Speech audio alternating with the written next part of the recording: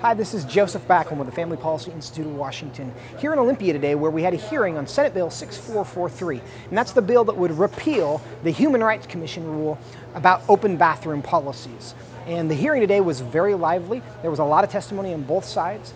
In support of the bill, you heard from law enforcement officers and from victims of sexual assault and from current high school students and people just explaining to the legislature that they were not comfortable with a policy that would allow anyone to access a bathroom simply by identifying or claiming to express that particular gender. On the other side, you heard people who felt that a repeal of the rule would kind of target and victimize and discriminate against people who are transgender, and that they felt that this was the best way to protect the transgender community from harassment that they face as well.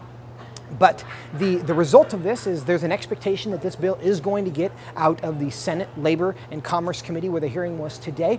Later tonight, we expect that that bill is going to be voted out of committee, which means it will move to the Rules Committee in the Washington State Senate.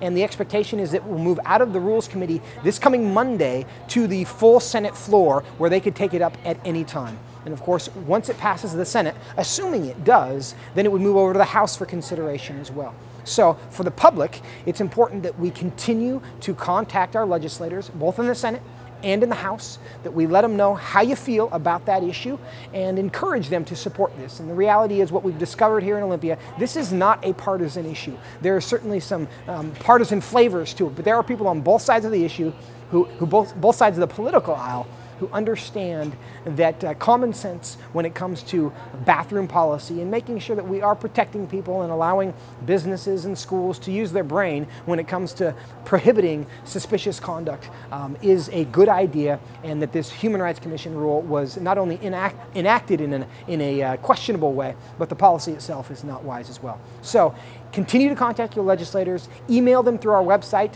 at fpiw.org, or you can call them in the legislative hotline at 1-800-562-6000. Use that number. Continue to contact your legislators, because what we've heard today for sure is that they are hearing from you, they are listening. Some of them don't like it, but it is making a difference. So continue to do that. And again, check back with us frequently for updates as this bill moves through the legislative process. Here from Olympia, this is Joseph Backlund with the Family Policy Institute.